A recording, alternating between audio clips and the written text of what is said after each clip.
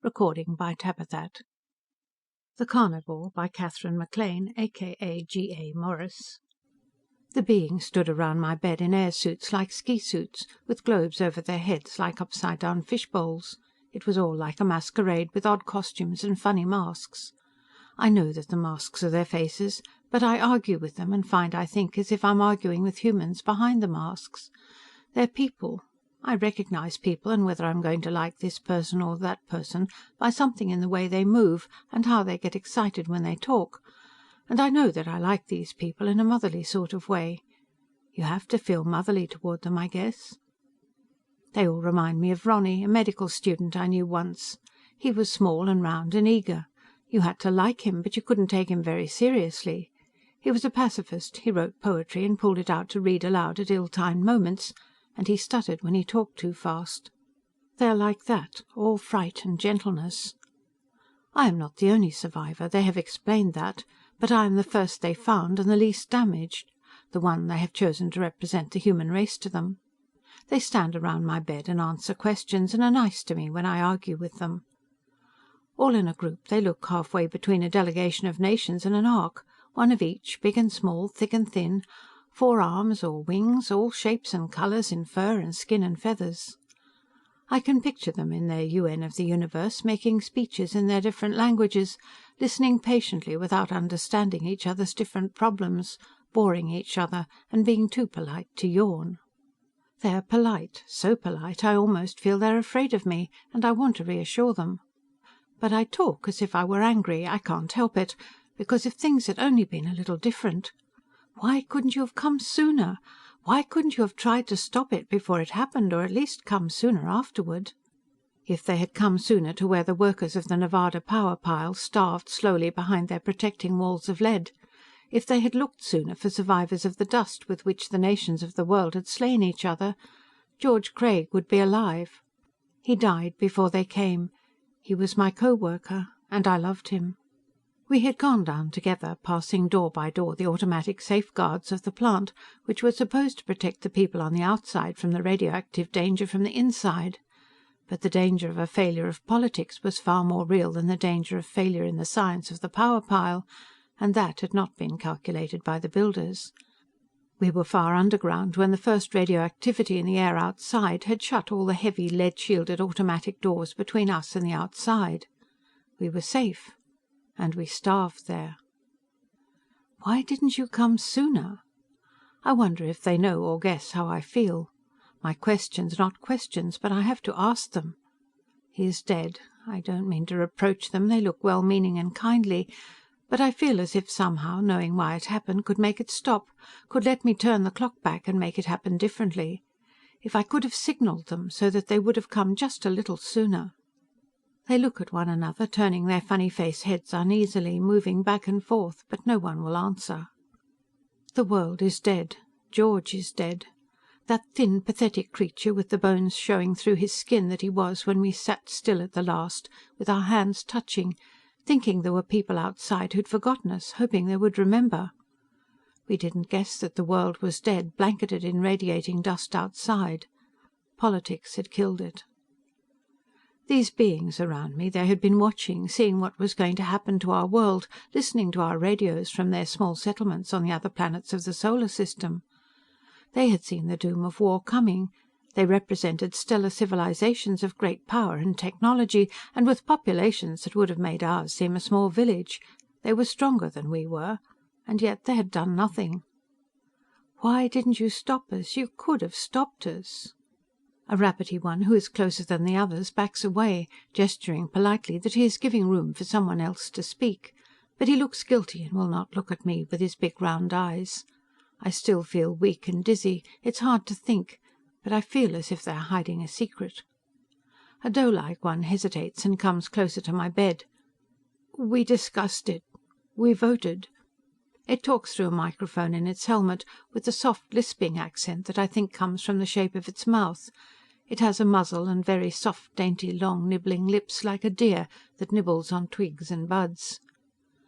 We were afraid, adds one who looks like a bear. To us, the future was very terrible, says one who looks as if it might have descended from some sort of large bird like a penguin. So much. Your weapons were very terrible.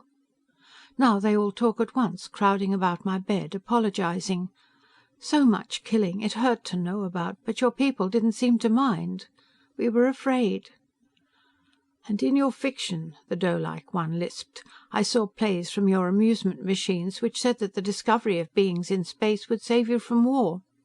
Not because you would let us bring friendship and teach peace, but because the human race would unite in hatred of the outsiders. They would forget their hatred of each other only in a new and terrible war with us. His voice breaks in a squeak, and it turns its face away from me.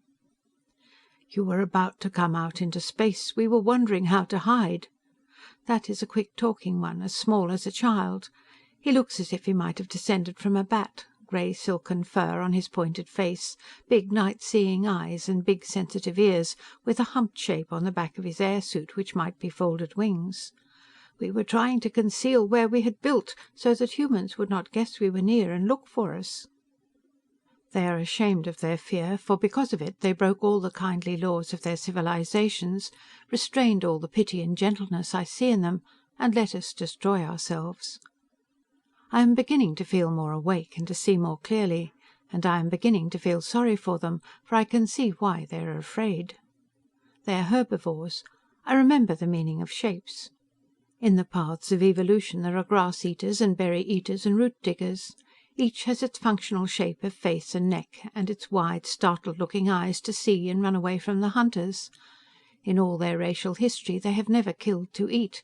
They have been killed and eaten, or run away, and they evolved to intelligence by selection. Those lived who succeeded in running away from carnivores like lions, hawks, and men. I look up, and they turn their eyes and heads in quick, embarrassed motion, not meeting my eye. The rabbity one is nearest, and I reach out to touch him, pleased because I'm growing strong enough now to move my arms. He looks at me, and I ask the question, "Are there any carnivores, flesh-eaters, among you?" He hesitates, moving his lips as if searching for tactful words. "We have never found any that are civilized. We have frequently found them in caves and tents, fighting each other. Sometimes we find them fighting each other with the ruins of cities around them, but they're always savages."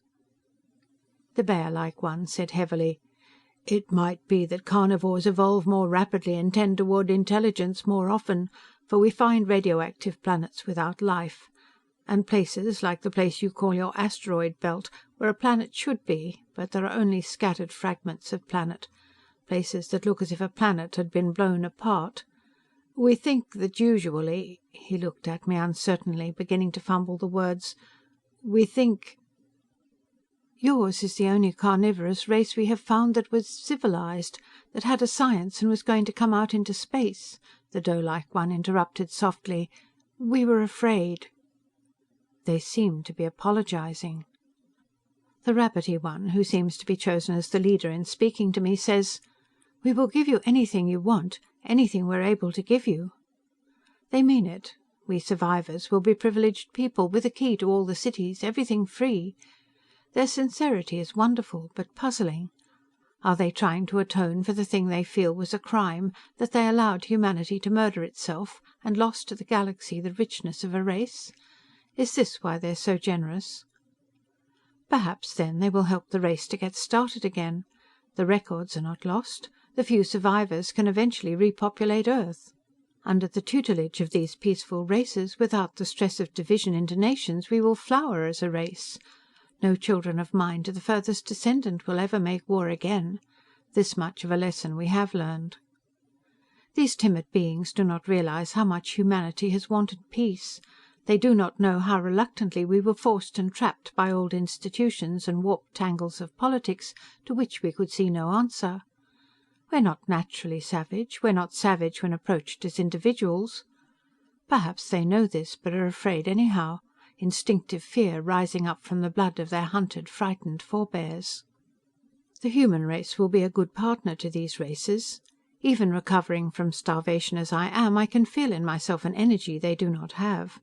The savage in me and my race is a creative thing, for in those who have been educated as I was, it is a controlled savagery which attacks and destroys only problems and obstacles, never people. Any human raised outside of the political traditions that the race inherited from its blood-stained childhood would be as friendly and ready for friendship as I am toward these beings. I could never hurt these pleasant, overgrown bunnies and squirrels. "We will do everything we can to make up for... we will try to help," says the bunny, stumbling over the English, but civilized and cordial and kind. I sit up suddenly, reaching out impulsively to shake his hand. Suddenly frightened, he leaps back. All of them step back, glancing behind them as though making sure of the avenue of escape. Their big luminous eyes widen and glance rapidly from me to the doors, frightened. They must think I am about to leap out of bed and pounce on them and eat them. I am about to laugh and reassure them, about to say that all I want from them is friendship, when I feel a twinge in my abdomen from the sudden motion. I touch it with one hand under the bedclothes. There is the scar of an incision there, almost healed. An operation. The weakness I'm recovering from is more than the weakness of starvation. For only half a second I do not understand. Then I see why they looked ashamed. They voted the murder of a race. All the human survivors found have been made sterile. There will be no more humans after we die. I am frozen, one hand still extended to grasp the hand of the rabbity one, my eyes still searching his expression, reassuring words still half-formed. There will be time for anger or grief later. For now, in this instant, I can understand. They are probably quite right. We were carnivores. I know, because at this moment of hatred, I could kill them all. End of The Carnivore.